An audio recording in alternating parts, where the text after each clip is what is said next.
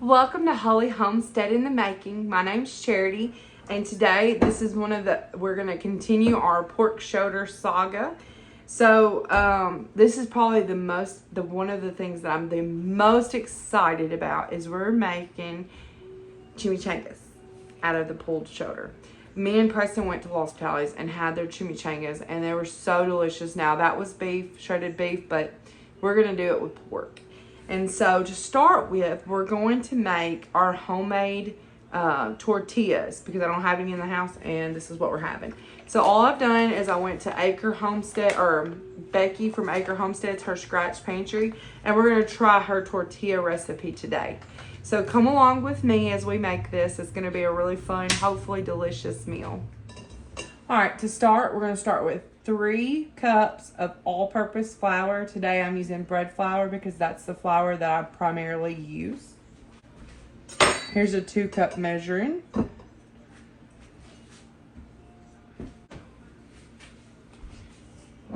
Now that's the 3rd cup.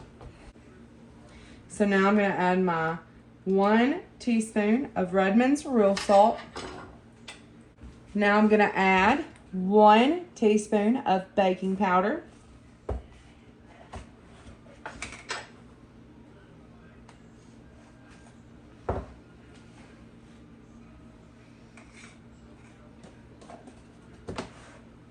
And all I'm going to do is I'm going to take my Danish whisk and I'm going to whisk these ingredients through the sieve. This just lends to it kind of fluffs up the flour and just leads to a nice softer dough. And ultimately a softer bread in the long run. I do this with all my bread products. And I really suggest just not skipping this step because it really does make a softer, more fluffy, delicious dough.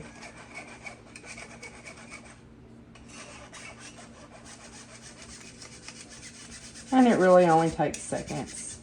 And typically I just leave this above my stove on a hook. And as you can see, I don't know if you can see, it gets out the little hard clumps.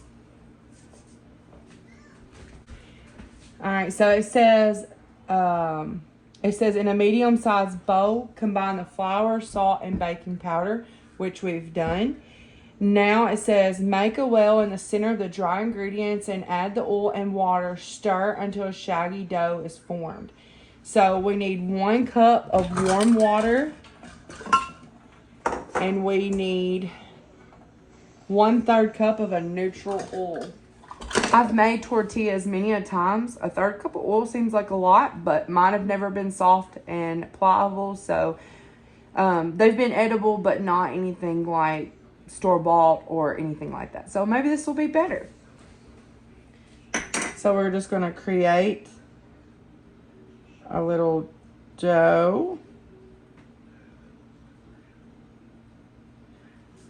And a 1/3 cup of olive oil.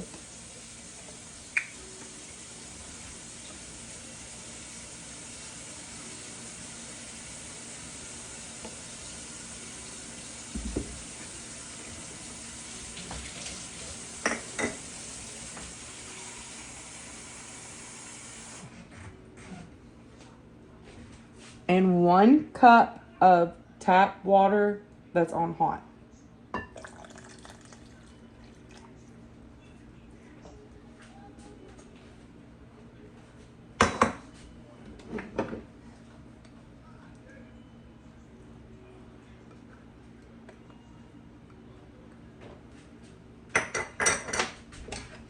Now we're going to use the Danish dough whisk yet again, and we're going to stir this. Starting in the middle and just pulling the flour in slowly at a time.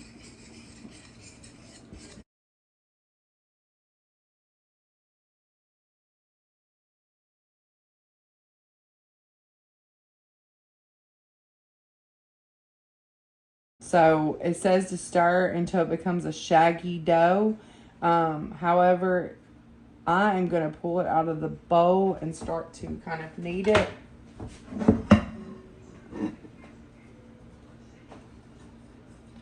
Try to bring it together.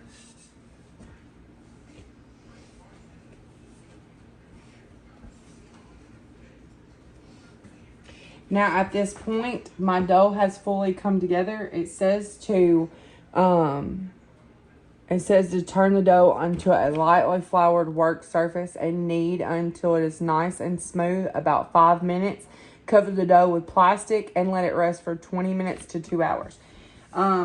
This is just my advice, and I'm kind of an amateur bread maker, so I could be wrong, but from my experience, bread always turns out better if you use oil. I'm using just olive oil that's in a mister. Use oil on your countertop to knead in place of flour. It lends to a more moist dough that tastes better to me. So that's what we're doing. I have kneaded this for right at 5 minutes. The consistency of it is a lot smoother than it was to start with. The consistency of this is a lot smoother than when we started. I'm going to knead this for 2 more minutes just because I think it will lead to, as you can see, it's not really quite smooth yet. Don't knead it too long because you do run the risk of a tough dough. So don't want to do it for too long. So I'm going to knead it for 2 more minutes. Okay, so we have kneaded the dough for 7 minutes. It looks great. Now we're going to oil our bowl. I don't know that it necessarily says this. This is just my common practice when making bread. I'm going to tuck the dough face down and then flip it. So now I've just covered this with a wet dish towel. And I've got the dough oiled and tucked in. And we're going to let this rest for 20 minutes while we work on the other components of the meal. Okay, now we're going to make Mexican rice. I do not have a recipe for this. We are winging it. I've kind of looked into what normally goes in it. And we're just going to make do. So the first thing I'm going to do is get me 2 cups of rice. We're using jasmine rice today. And we're going to go ahead and rinse that. I know some people do that, some people don't, but today we're going to. So in my Instapot, I'm adding 2 cups of drained rice. And I said drained, rinsed rice. 2 cups of rinsed rice. Now I'm going to add, this is some tomato paste that I had in the freezer from a separate meal that I didn't use all of it. And we are going to toss all of it in here with the rice.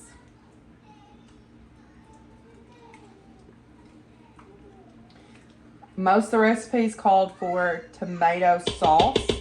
However, I have this. I don't have to go out to the store. I don't have to buy anything. And this is what we're doing today. And the chicken broth will loosen this tomato sauce up.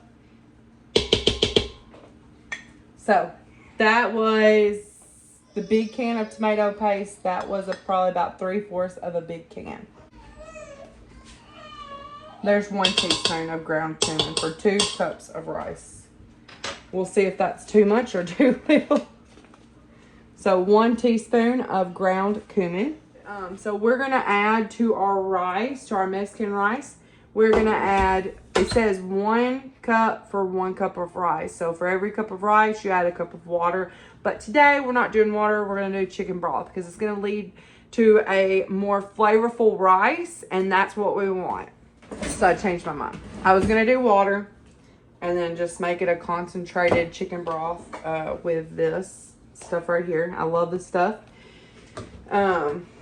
But what I decided to do is I'm going to use my canned chicken broth that me and my mom canned. I say me and my mom, it's probably primarily my mom.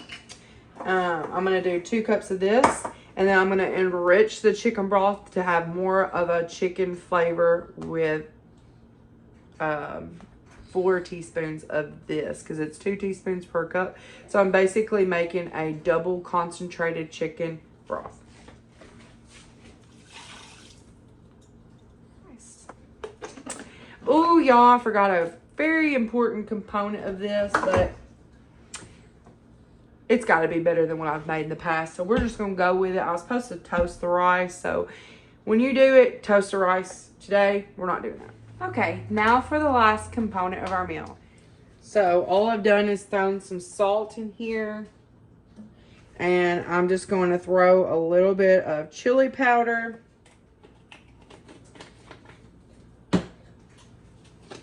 Dash of cumin, because I'm not trying to put too much. I think cumin's kind of spicy and I don't like spicy flavors. So just a tiny bit of cumin. Some Italian seasonings.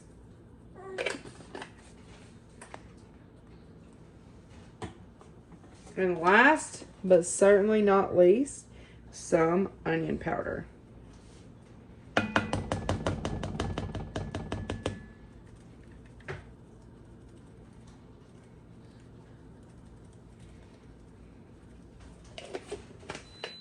So, update on the Instapot.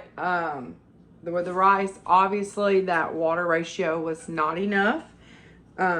Obviously that water ratio was not enough for our rice. So, I went back and added some more chicken broth to it. And it does have a burnt layer on the bottom. But I'm just going to let it kind of sit there, and I've put it on pressure cook. I'm not really too enthused with the whole rice cooking function on this. I think that's going to take way too long.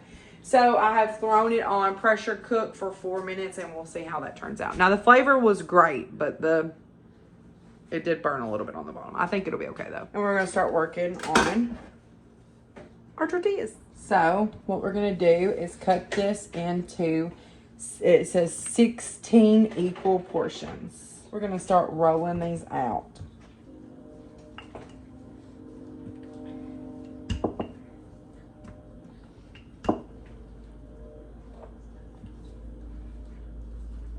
And she says to roll these out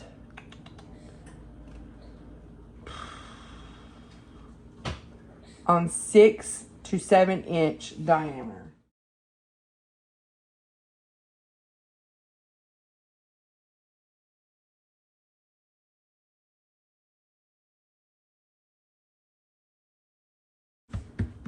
So that looks pretty decent to me.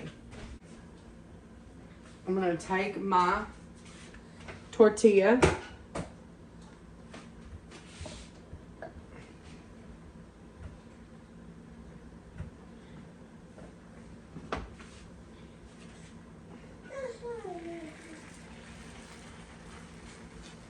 I'm going to let it cook until it starts bubbling. We're starting to see the tortilla bubble. This is exactly what we want to see. Oh, wow, that is beautiful. So I'm going to kind of deflate it and cook it on the other side. However, I'm going to give this a little taste test.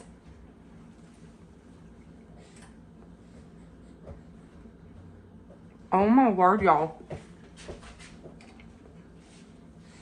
This is so good. I would bump up the salt content. I would probably bump up the salt content just because we're salties. We like salty food. But wow, that was good. This is so flaky and delicious. I really like this.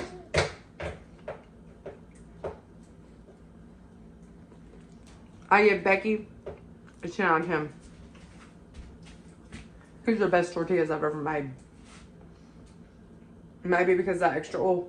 I don't know. I'm having a real issue, y'all, with this rice. It is just not doing right. The flavor of that is incredible. The problem I'm having is the rice isn't quite done. But I can't get my Instapot to continue cooking because the rice is burnt to the bottom. So all we're gonna do is we're just gonna keep cooking it until it's done. It tastes good. And these tortillas are turning out perfect.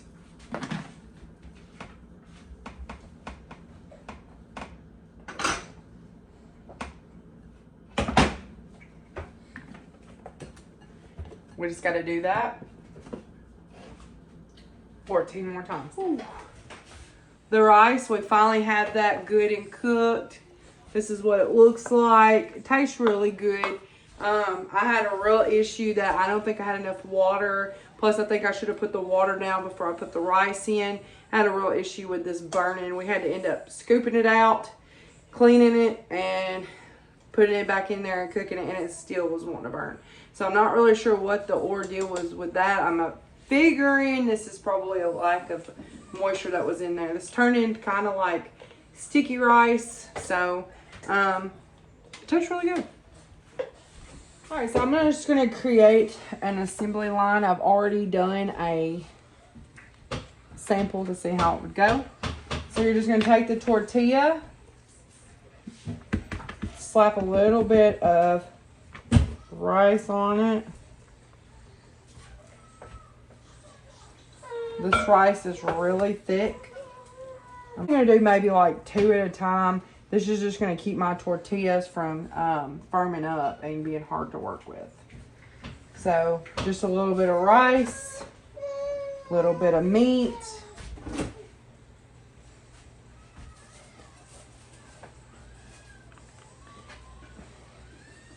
And you're just gonna tuck the sides like so.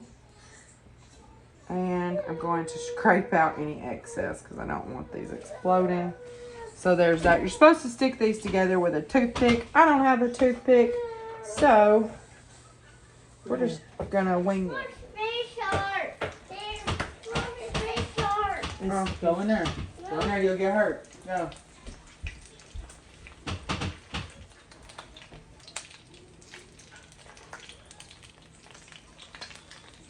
So we're gonna do a taste test. We're just gonna split one and then we'll finish supper and eat together like normal. Okay, it's nice and crispy, so that's nice. Let me show them the inside.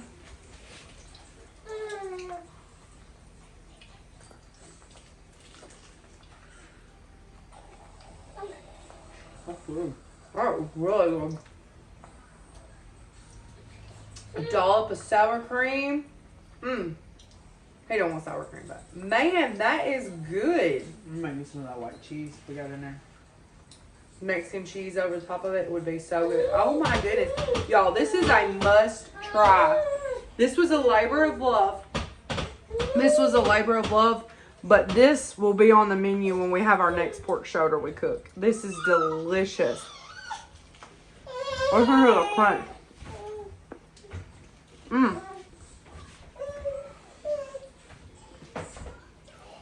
As always, friends, comment, like, and subscribe. It really helps me to get into the YouTube algorithm, and I need every bit of little help that I can. Till next time, guys.